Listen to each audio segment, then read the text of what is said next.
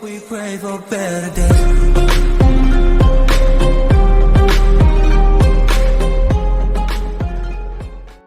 Bueno, bienvenido, bienvenida. Mi nombre es Mar Rodríguez, soy psicólogo, entrenador personal y coach nutricional.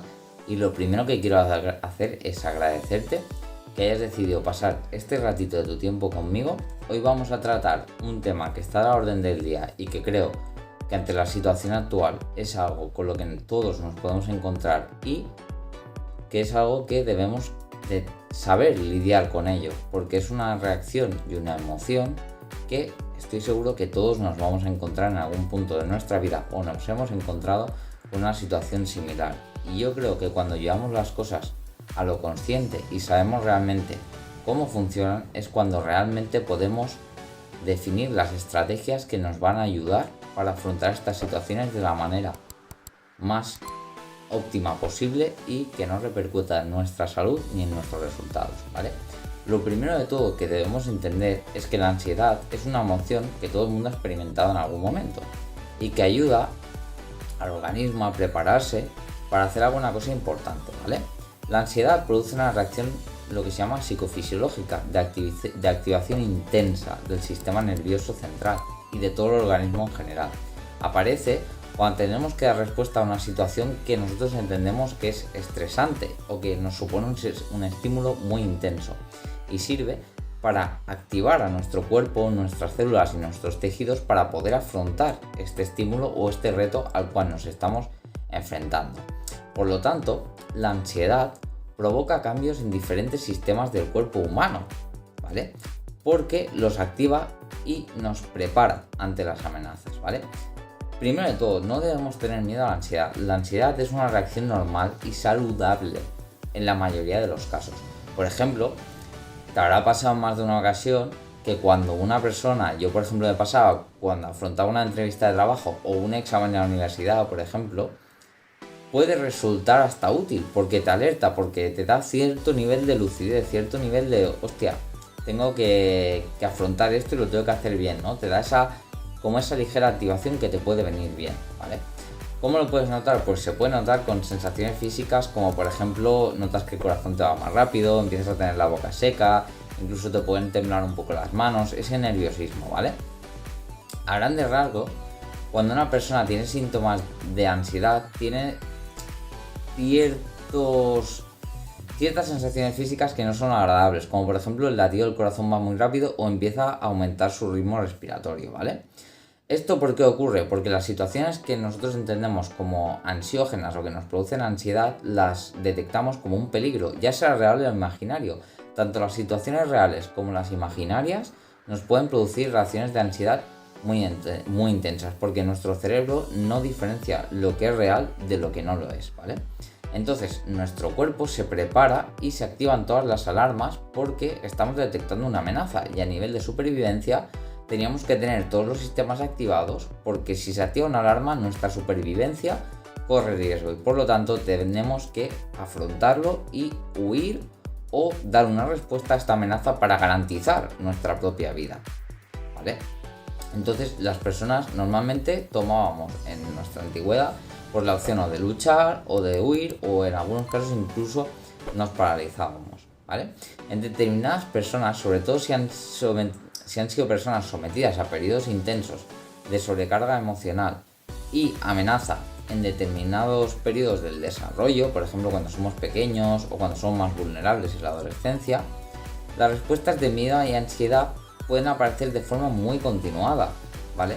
¿Por qué? Porque estas personas se han hipersensibilizado, ¿vale? Sus circuitos cerebrales que activan la ansiedad se han vuelto hipersensibles y a la mínima que aparece una cierta amenaza, estas personas activan las reacciones de ansiedad, ¿vale? Además, ¿qué pasa? Que la repetición de las respuestas de evitación pueden también afectar al funcionamiento habitual del día a día de la persona y disminuir incluso su libertad y su autonomía, porque la ansiedad y estas respuestas son las que realmente llegan a tomar el control de la situación. Es cuando la ansiedad y el miedo se vuelven patológicamente, realmente sería el punto clave como psicólogo y las personas que trato, es cuando yo lo determino, la ansiedad realmente se convierte en un problema patológico cuando realmente nos está afectando a nuestro día a día, cuando no nos permite desarrollar de forma adecuada nuestra vida habitual, cuando realmente dejamos que esa ansiedad es la que tome el control y no estamos dejando realmente que fluyan nuestros pensamientos, que fluyan nuestros sentimientos, y todas las respuestas que damos a los estímulos de nuestro día a día se ven condicionadas por estas respuestas de ansiedad, ¿vale? Entonces es cuando podemos llegar a decir que se empieza a entrever un trastorno de ansiedad, ¿vale? Tenemos que entender que los trastornos de ansiedad son un tipo de trastornos que son de los más frecuentes. Dentro de los trastornos mentales, los trastornos de ansiedad son de los más frecuentes, ¿vale?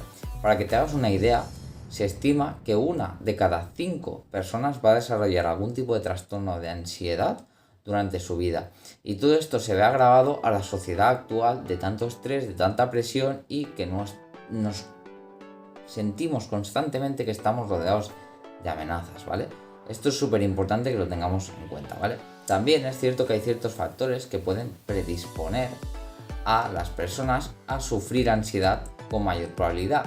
Uno de ellos, por ejemplo, son los antecedentes familiares. Existe un componente familiar en el desarrollo de algunos trastornos de la ansiedad, ¿vale? Lo que implica que si una persona tiene alguno de estos trastornos, es posible que alguno de sus familiares también lo puedan llegar a desarrollar. Esto no quiere decir para nada que los hijos de una persona con un trastorno de ansiedad desarrollen ese trastorno de ansiedad, pero sí que puede ser un factor predisponente. Otro también muy relevante es el consumo de tóxicos durante el embarazo. Se ha visto en diferentes estudios que si las madres han tenido contacto con algún tipo de tóxicos, ya sea alcohol, tabaco o algún tipo de sustancia nociva, pueden provocar en gran medida una vulnerabilidad en el desarrollo de algún tipo de trastorno de ansiedad futuro en los niños que van a nacer. Otro de los factores muy predisponentes puede ser el estilo de educación o crianza. ¿Qué significa esto? Pues factores como, por ejemplo, si hemos tenido unos padres muy ansiosos, unos padres sobreprotectores, ¿vale?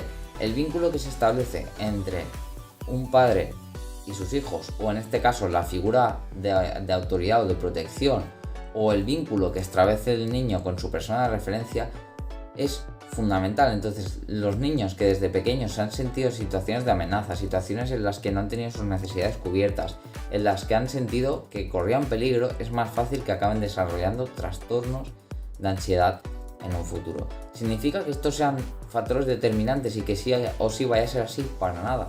No implica esto en ningún caso.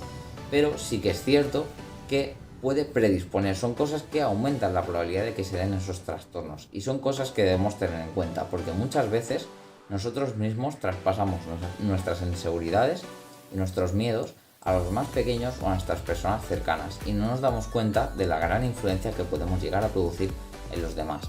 Y esto es algo que realmente debemos tener muy en cuenta. Hay otro tipo de factores, como por ejemplo el estrés o la personalidad, que también pueden llegar a influir mucho al desarrollo de estos trastornos de personalidad. Como ya sabemos, el estrés es uno de los grandes problemas en el mundo actual y en la sociedad actual. Y si juntamos un alto estrés debido al trabajo, a los estudios, al rendimiento en el deporte, a la situación actual que estamos sufriendo a nivel mundial, si unimos el estrés a una personalidad quizá más vulnerable, más tímida, más vergonzosa, una personalidad poco formada o una personalidad poco segura de sí misma, es mucho más frecuente y mucho más sencillo que se desarrollen trastornos de ansiedad. Es muy necesario que conozcamos cómo es la ansiedad, porque solo cuando realmente conocemos cómo es algo y cómo funciona, realmente podemos poner solución, ¿vale? Por lo que quiero que te quedes de este vídeo es que, para empezar, la ansiedad no es algo malo, es una reacción natural ante las amenazas que nos prepara para hacerles frente. ¿Cuándo la ansiedad es un problema? Cuando la ansiedad no nos ayuda y nos paraliza, nos da miedo, o estas respuestas de ansiedad se dan de manera demasiado frecuente o ante un abanico demasiado amplio de situaciones, y nos paraliza y no nos deja llevar nuestro día a día con normalidad y con felicidad y bienestar. Creo que es fundamental que entendamos la ansiedad para poder hacerle frente. Entonces, te quiero dar las gracias por haber pasado este ratito conmigo. Espero que te lleves algunas perlitas que te sirvan para tu día a día.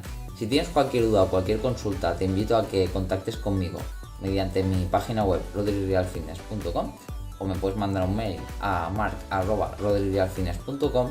Te animo a que me sigas por Instagram, que por ahí subo contenido de muchísimo valor a diario. Y nada más, te doy las gracias y nos vemos pronto en más vídeos.